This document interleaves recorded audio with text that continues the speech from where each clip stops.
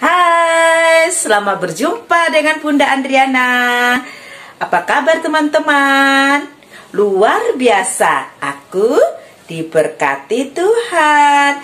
Nah teman-teman, hari ini kita bertemu lagi dengan Bunda Andriana di Sentra Bahan Alam. Nah, kita akan melanjutkan ya teman-teman belajar kita di Sentra Bahan Alam dengan tema yang masih sama dengan minggu yang lalu. Masih ingat? Apa ya? Siapa yang tahu apa tema kita minggu ini? Iya, pinter, alat komunikasi. Nah, subtemanya minggu ini kita berganti. Kalau minggu yang lalu subtema kita tentang apa? Iya, media cetak ya, alat komunikasi media cetak. Ya, teman-teman sudah tahu alat komunikasi media cetak tuh banyak ya. Ada apa saja ya? Iya, ada koran, ada apa lagi? Buku, ada majalah, ada brosur, dan masih banyak lagi. Nah, untuk minggu ini kita belajar dengan subtemanya adalah kantor pos. Tuh subtema kita minggu ini. Nah, sebelum kita mempelajari tentang apa itu kantor pos, kita awali kegiatan kita dengan berdoa. Kita mohon berkat Tuhan, semoga belajar kita dapat berjalan dengan baik. Oke, are you ready? Okay, let's pray together before study. In the name of the Father, and of the Son, and of the Holy Spirit. Amen. Dear God, bless and protect us so that we can receive the today lesson well. Amen. In the name of the Father, and of the Son, and of the Holy Spirit. Amen. Okay, thank you my friend. Nah, teman-teman, hari ini kita akan lanjutkan belajar kita di Sentra Bahan Alam dengan subtema yang tadi sudah Bunda sebutkan. Apa itu? Iya, kantor pos. Teman-teman sudah pernah lihat kantor pos? Apa sih kantor pos itu? Ya, kantor pos itu tempat untuk orang-orang mengirim surat, ya, orang-orang mengirim paket. Nah, kok kantor pos disebut juga alat komunikasi, kenapa? Ya, kok kantor pos bisa dikatakan alat komunikasi? Iya, karena kantor pos itu sebagai sarana kita untuk melakukan interaksi atau berkomunikasi dengan orang lain dengan jarak jauh melalui surat, melalui kirim surat atau kirim paket, itu juga merupakan komunikasi ya. Nah, kira-kira di dalam kantor pos itu ada apa saja? Apa sih tugas-tugas orang-orang yang ada di kantor pos? Kita lihat sama-sama seperti apa kegiatan di kantor pos itu. Kenal tentang kantor pos. Kantor pos adalah fasilitas yang melayani penerimaan, pengumpulan, penyortiran, pengantaran surat, dan juga paket pos. Selain itu, kantor pos juga menjual benda-benda pos dan filateli seperti materai, perangko, kartu pos, amplop, dan perlengkapan untuk membungkus paket. Di beberapa negara, kantor pos juga berfungsi sebagai tempat penerimaan aplikasi paspor, pengiriman wesel pos, pemesanan barang, serta layanan perbankan. Misalnya, anak-anak bisa menabung lewat kantor pos, dan juga kita bisa menabung emas lewat kantor pos. Nah, di dalam kantor pos terdapat loket yang dibagi-bagi menurut jenis layanannya sayang, seperti loket pengiriman surat, loket wesel pos, dan juga loket untuk pengiriman paket pos. Lalu, di ruang belakang kantor pos biasanya juga terdapat ruang sortir.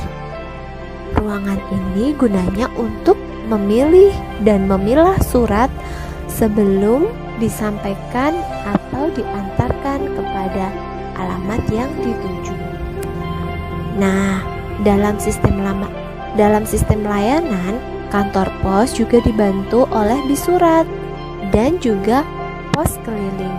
Anak-anak bisa memanfaatkan itu untuk mengirim surat.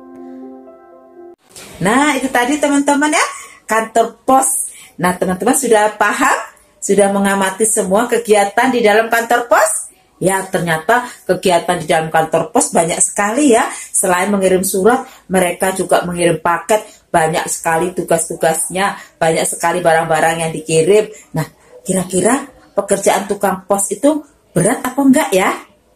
Iya, berat. Nah, bagaimana sikap kita dengan Bapak tukang pos atau pegawai-pegawai tukang pos kalau mereka ternyata pekerjaannya sangat baik dan berjasa untuk kita semua? Kalau tidak ada Pak pos atau tidak ada kantor pos, kita tidak bisa kirim surat dengan saudara kita yang jauh. Kita tidak bisa kirim paket untuk keluarga kita yang jauh, ya, atau keluarga jauh tidak bisa kirim paket ke kita, ya. Ya, itu jasa seorang tukang pos sangat besar. Nah, bagaimana sikap kita dengan Bapak pos atau pegawai-pegawai pos yang sudah bekerja berat untuk kita semua? Ya, iya, kita harus menghargai, harus bersikap sopan dengan mereka. Kalau mereka mengantar barang ke rumah kita, nah, kita harus bagaimana? Kita harus mengucapkan terima kasih Pak Pos, ya. Kalau kita mau mengirim barang ke keluar kota atau ke keluarga kita yang jauh lewat kantor pos, kita juga harus bilang terima kasih Pak Pos sudah mengirimkan paket kita ke keluarga kita yang jauh, ya.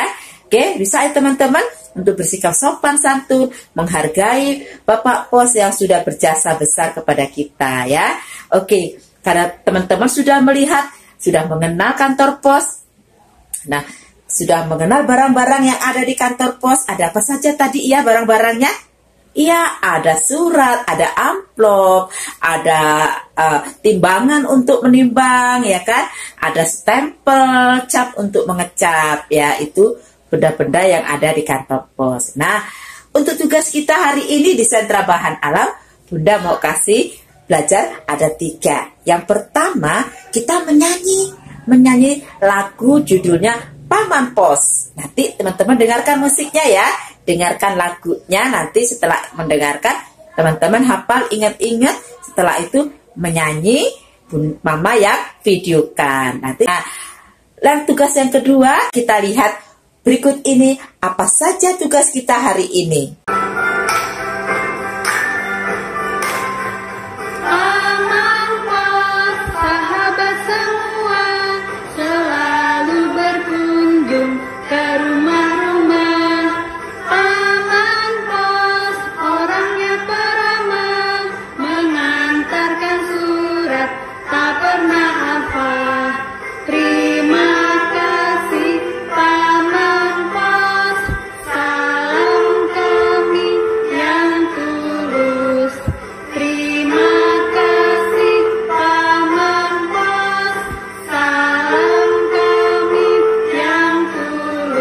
Langkah-langkah atau petunjuk menimbang adalah sebagai berikut ini. Yang pertama adalah siapkan alat penimbang, yaitu berupa hanger. Kemudian kaitkan kedua plastik di ujung timbangan. Selanjutnya, anak-anak dapat menyiapkan benda yang akan ditimbang. Misalnya seperti botol plastik. Masukkan botol plastik di salah satu kantong plastik. Kemudian siapkan kelereng. Kelereng ini akan kita masukkan satu persatu ke kantong plastik yang lainnya. Masukkanlah terus hingga timbangan kedua plastik seimbang. Coba perhatikan timbangannya. Timbangannya lurus, artinya kedua benda sudah seimbang. Kita dapat mengatakan botol plastik sama dengan 3 kelereng. Menentukan berat benda. Tugas yang ketiga dari buku paket tema alat komunikasi ya teman-teman, halaman 8. Di sini teman-teman diminta untuk mengurutkan gambar benda mulai dari yang terkecil hingga terbesar. Jangan lupa gambarnya diwarnai. Nah teman-teman, itu tadi tugas kita. Sudah paham tugasnya? Baik, kalau begitu Bunda akhiri belajar kita hari ini di Sentra Bahan Alam. Sampai jumpa.